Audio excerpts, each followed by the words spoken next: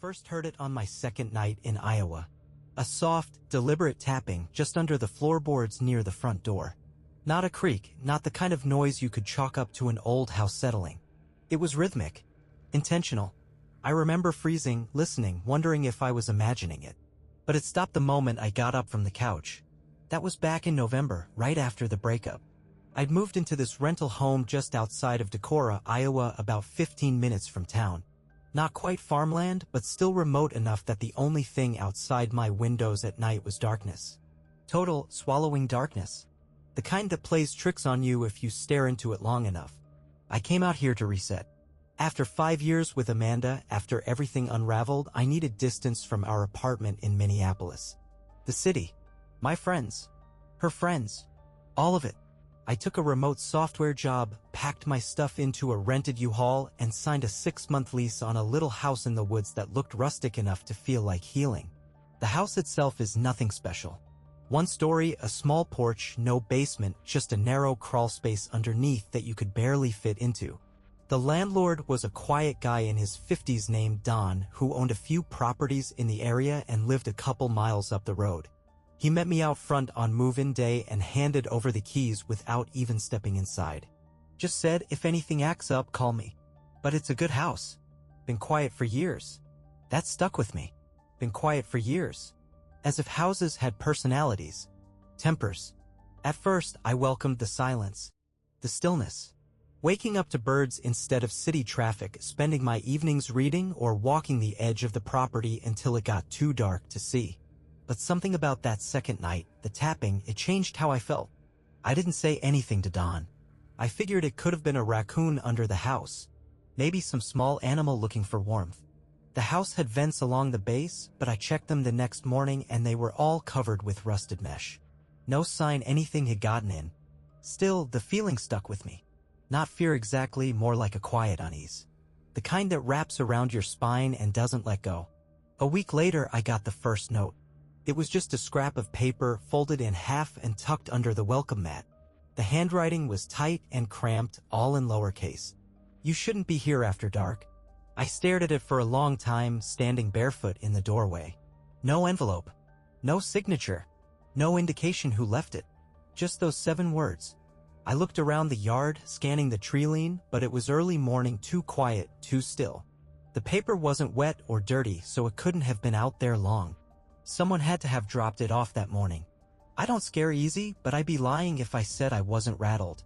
I didn't know a single person in this town. I hadn't talked to anyone except Don, the guy at the gas station, and a barista at a cafe in town. That was it. And yet, someone knew where I lived. Someone had come all the way to my front door. The smart move would have been to call the sheriff, or at least Don. But I didn't. Maybe part of me didn't want to be that guy. The out-of-towner who couldn't handle rural life. Or maybe I just didn't want to admit that something felt off. Not yet. I put the note in a drawer and tried to forget about it. That night, the tapping came back. Same spot. Just under the front door. Slower this time. Deliberate. 3 taps, pause. 3 taps, pause. I didn't move. I didn't even breathe. And then, I swear to God, I heard the faintest whisper. It wasn't a voice exactly, more like breath. Close. Right up against the wood. And then it was gone. I didn't sleep at all that night. Just lay there staring at the ceiling, listening for any sound.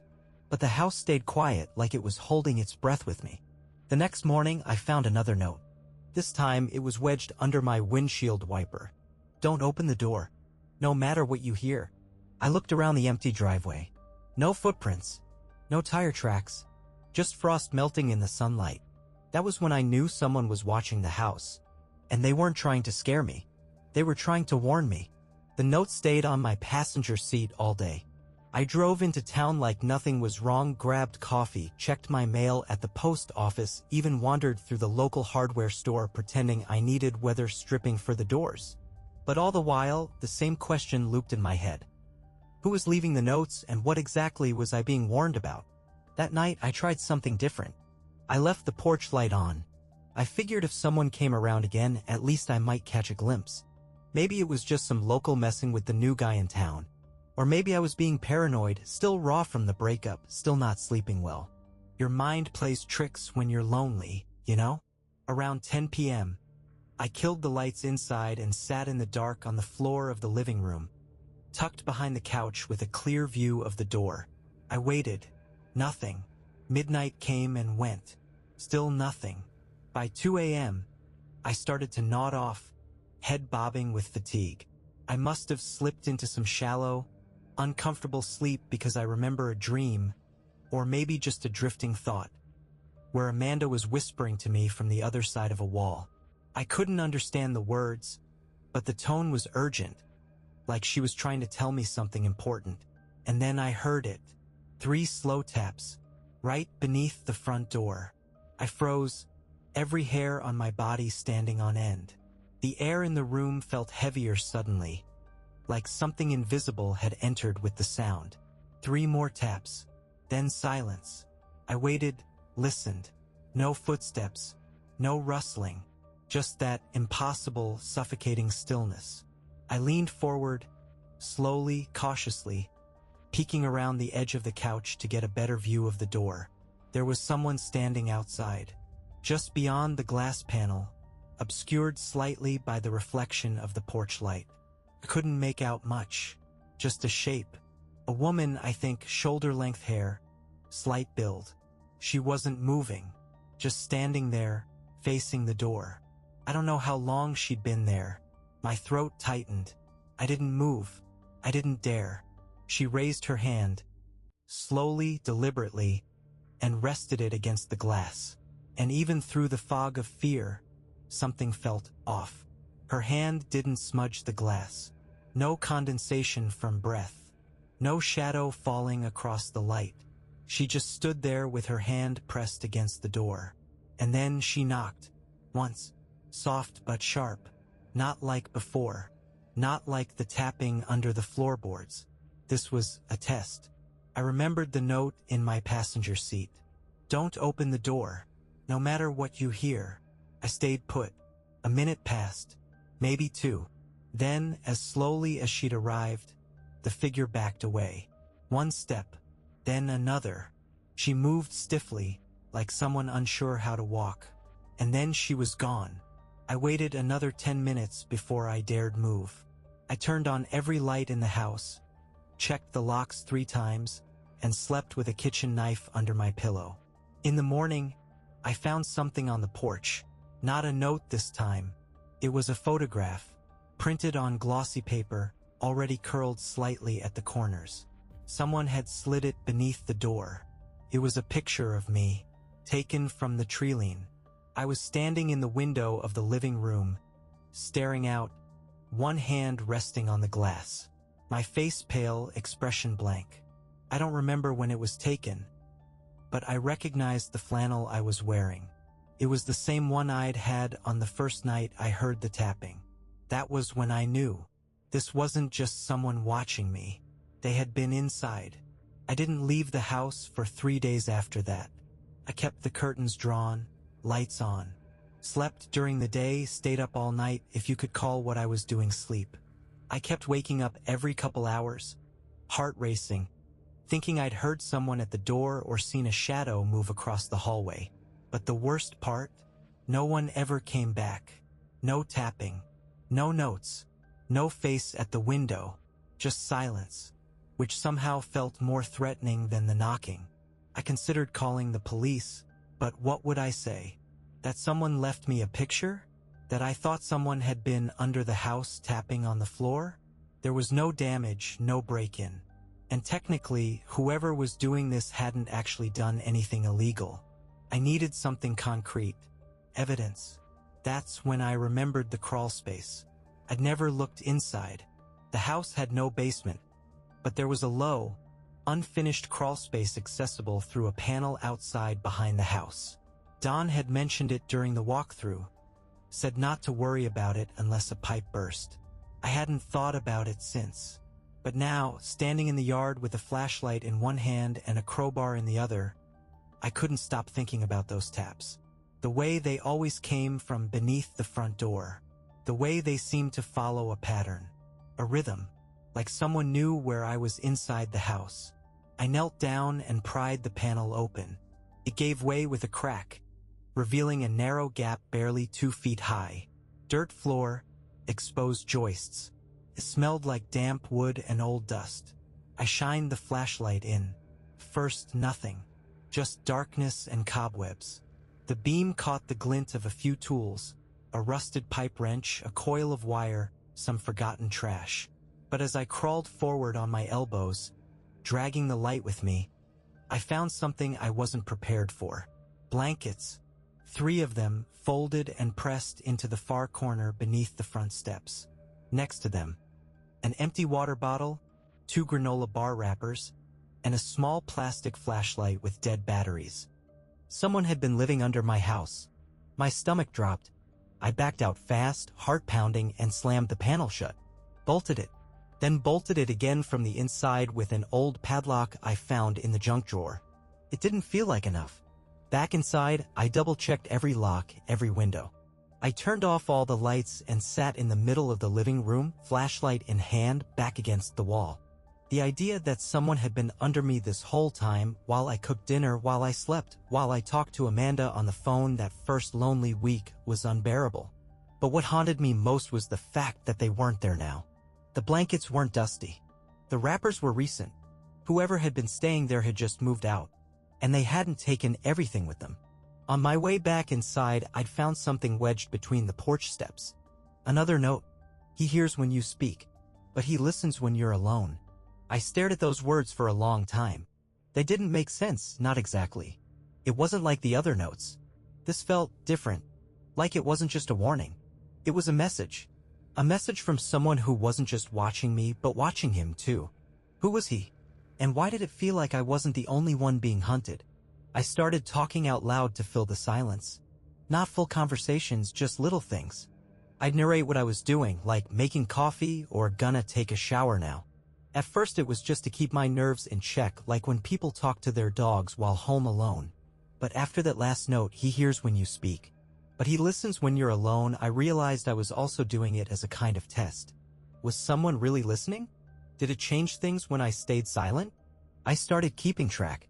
3 days passed with no incident when I kept the TV on all night and deliberately mumbled to myself every time I moved from one room to another. It felt ridiculous, but it was working. No tapping. No knocks. No notes. Until I stopped. Thursday night, I decided to try staying quiet. Not for any brave reason, I was just exhausted. My throat was raw from what was basically nonstop talking, and I hadn't slept more than a few hours a night since the crawlspace discovery. I turned off the TV, left the lights off, got into bed and said nothing. At 3:12 a.m., my radio turned on by itself. It's one of those old alarm clock radios, the kind with big red numbers and a tuning knob that never quite hits the station right. It hadn't worked properly since I moved in. I'd left it unplugged for weeks. But that night, it clicked on with a low burst of static and an eerie crackle that sounded almost like a voice, like someone whispering behind the white noise. I sat up in bed, cold air rushing over my chest. The room was pitch black except for the dull red glow of the clock display. I leaned forward, listening. And then I heard it. A voice. Faint. Male. Repeating the same word over and over. Empty. Empty. Empty. My blood went ice cold. I reached for the cord to yank it from the wall, and that's when I realized it wasn't plugged in. The radio was unplugged.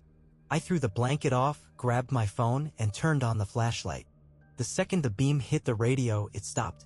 The voice cut off mid-word like someone had slammed a door. Silence. I stood there shaking, heart thudding in my ears, staring at that dusty, unplugged piece of plastic as if it might come back to life. I didn't sleep the rest of the night. The next morning, I called Don. I told him something vague, said I thought someone had been under the house, and asked if he'd ever had issues with squatters. He was quiet for a moment before he said something that's been echoing in my head ever since. I had a guy stay there last year.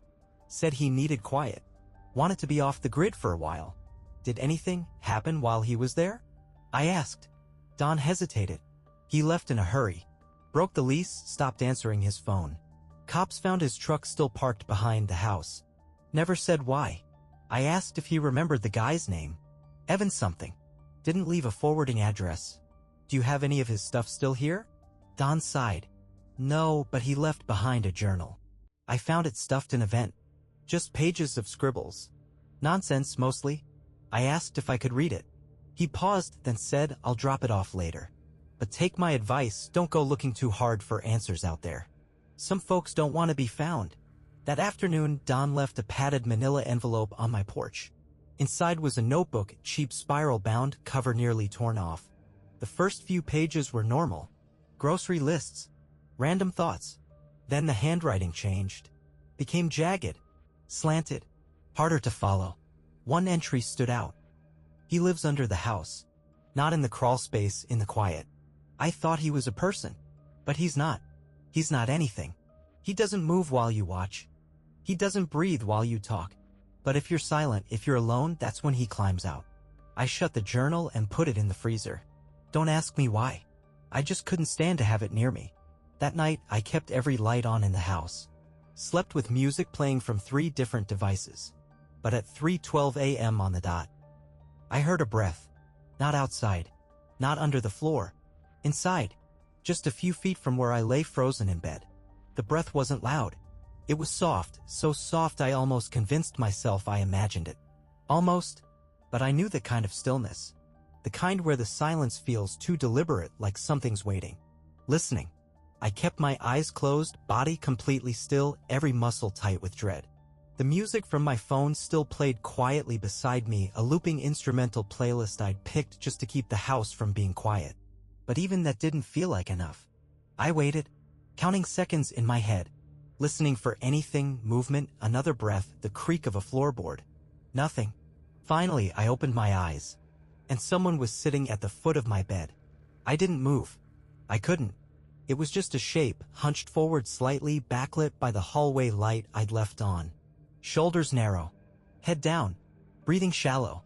I felt sick. My heart started hammering, blood roaring in my ears. I wanted to scream, to move, to run, but I couldn't. I was frozen, locked into the moment like my body had gone on lockdown without my permission. Then the figure moved. Slowly. Turned its head slightly toward me. And I saw the side of a face. It was pale. Clean-shaven. Maybe mid-30s. Normal if not for how completely blank it looked, expressionless. Almost posed. Then I blinked and it was gone. Not like it ran. Not like it faded. Gone. The end of my bed was empty again. I sat up so fast I nearly passed out. Sweating. Gasping. I reached for my phone to call someone, the police, Don, Amanda, I didn't care. But when I grabbed it, it was dead. Fully charged when I went to sleep. The power strip it was plugged into also dead.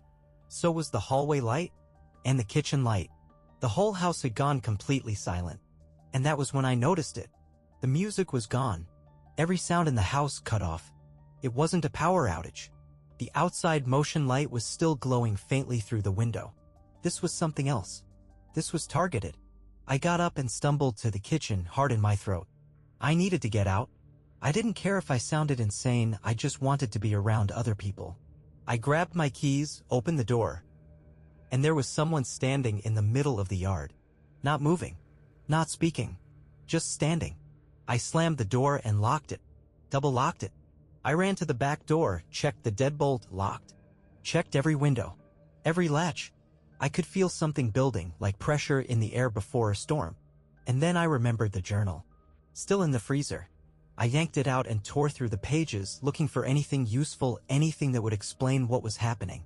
Most of it was unreadable, words scrawled over each other, arrows pointing to phrases like, don't sleep facing mirrors, and he always comes back hungry. But one entry was different. Clearer. As if it had been written in a rare moment of calm. Don't try to see him.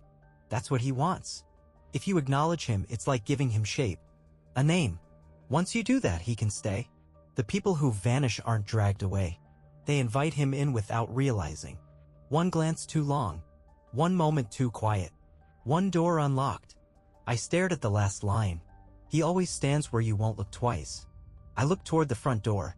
I hadn't locked it until that moment, but it had been unlocked when I woke up. I was sure of it, which meant he'd been inside. Already. I turned slowly, trying to scan every corner of the room without focusing too long on any one thing. I whispered under my breath nonsense phrases, anything to keep the silence away. And that's when I saw it. On the coffee table. A photo. Freshly printed like the one before. It was a shot of me. lying in bed, from the foot of the mattress. And behind me in the photo was a face. Faint, blurred, just enough to suggest presence, not enough to prove anything. But it was there. I dropped the photo. My hands were shaking so badly I could barely stand. Someone was in the room with me last night, and they wanted me to know it. After that night, I stopped trying to pretend I was okay. I slept with a hammer under my pillow. A real hammer. The kind you buy at a hardware store, not for protection, but because you need to fix a loose cabinet door. It still had a $9.99 sticker on the handle. I didn't care. I kept the radio playing static. Left the TV on all night, volume low, just enough to fill the air. I'd read somewhere that constant sound can deter break-ins. But I wasn't worried about burglars. I was worried about him, whoever he was. Or whatever he was. After the photo of me in bed, something changed. I stopped hearing the tapping. But the house didn't feel safer. It felt worse. He wasn't warning me anymore. He didn't need to. He'd already been inside. He'd already stood behind me. The silence felt calculated now. Like I was being tested. Like I was supposed to break. And then came the knock. It started on a Tuesday night, just after 2 a.m. One single knock. Not at the front door. Not at the back. On the wall behind my headboard. The part of the house that backs against empty woods. I sat up. Waited. Told myself I imagined it. Then it came again. Same spot. One knock. Then again. And again. Each one evenly spaced. Measured. Like a clock ticking. I stood, walked into the kitchen to get a knife, forget the hammer, and when I came back, it had stopped. But I couldn't go back to sleep. I sat on the couch for the rest of the night, watching the front door, knife across my lap. The next night, it happened again. Same time. Same wall. Only this time, it didn't stop. The knocking continued for hours. I covered my ears, turned up the TV, buried myself under a blanket, tried to ignore it. But it just kept going. Like a metronome inside the walls. By the time the sun rose, I'd lost count of how many knocks there had been. Hundreds. Thousands. There was no physical damage to the drywall. No cracks. No dents. Like it had all happened inside my head, but I knew better. The third night, it didn't knock. It scratched. Softly at first. Like fingers dragging across the wall just inches behind my bed. Then faster. Sharper. As if whatever was on the other side was getting impatient. I moved the bed that night. Dragged it across the room and slept on the floor. Didn't help. At 2:11 a.m., the exact time the scratching had started the night before, I heard the doorbell. I didn't even know the doorbell worked. I'd never used it. It rang once. Then twice. Then stopped. I walked to the front door with the knife in one hand, flashlight in the other. Pressed my eye to the peephole. There was no one there. But something was different. I opened the door. Taped to the storm door was another note. This one wasn't typed. It was handwritten in thick black marker. You looked at him. You shouldn't have. The handwriting was mine. Exactly mine. Down to the way I looped my lowercase g's. How I crossed my t's. I stared at it for minutes, maybe more, waiting for some trick to reveal itself. But there was none. It was me. I went back inside and locked every deadbolt in the house. Then I checked my journal. The one I'd been keeping since I moved in. The one where I'd scribbled down every note, every date, every weird thing. The last page was missing. Ripped out. Only one thing remained. A line written in my handwriting, in black marker. Don't write it down. He reads over your shoulder. I haven't told anyone this part. Not even Don. Not the sheriff's deputy who came by after I finally left the house, pretending I was just looking for a new place. I kept it buried because even now, a part of me still thinks, if I say it out loud, it makes it real. But I need to finish this. Because I think he's still out there. The night I left, I knew it would be the last. Not because anything happened, at least not at first, but because of what didn't. There were no knocks. No scratches. No notes. Just silence. Thick, unnatural silence. Even with the radio on, the static felt muted, like the house was absorbing the sound. Like it was waiting. I tried to pack, but I couldn't focus. I kept looking over my shoulder. Listening. Around midnight, I opened the freezer. The journal was gone. Not misplaced. Not buried under frozen pizza. Gone. I checked the trash. The sink. My bag. Nothing. Then I saw it. taped to the inside of the window. A photograph. This one was different. It wasn't of me. It was of the house, shot from a distance through the trees. A long, narrow angle. You could barely see the front door, but there was a shape in the window. A figure. Tall, thin, just enough detail to see a face. His face. Not quite human, not quite wrong, but just close enough that your mind wants to fill in the blanks. You want to believe it's just some guy. A trick of the light. But it's not. And deep down, you know it. The photo was taken from my level, meaning whoever took it was standing out there, in the woods, watching. I turned off every light in the house, grabbed my bag, walked to the front door and stood there for a long time with my hand on the knob.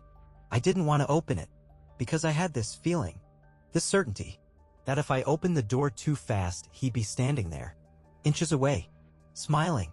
But if I waited too long, well, I didn't want to find out what came next. So I opened it. Nothing. Just the cold air and a full moon casting long shadows across the yard. I stepped out, shut the door behind me, didn't look back. I didn't even start the car right away. I just sat in the driver's seat with my hands on the wheel, trying not to cry. Not from fear exactly. From pressure. From the feeling that something had been pressing down on me for weeks and now it was finally lifting. But then, just as I reached for the ignition, I looked up at the house, and the porch light flicked on. I hadn't left it on. I hadn't touched it, but it glowed there now, soft, yellow, steady. And in the window next to the door, he was standing there. No expression. Just watching. As if to say, you can leave, but I'm still here. And that's the part that eats at me. Because I moved 3 towns over. Changed my number. Never went back.